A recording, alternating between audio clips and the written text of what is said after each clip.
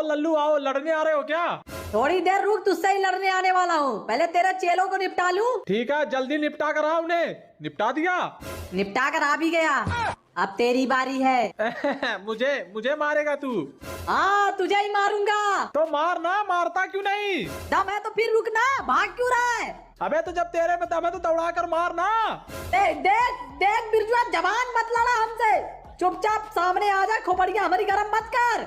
अल्ले लल्लू भैया की खोपड़ियां गरम हो रही है। देख देख, हमको चिढ़ा मत, नहीं तो काट के फेंक देंगे। अल्ले लल्लू भैया गुस्सा हो रहे हैं क्या?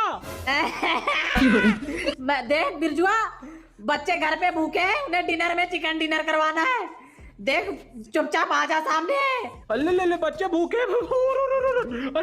लल्लू भैया माफ कर दो, अटक गया निकाल। आज मेरे बच्चे डिनर में चिकन खाएंगे।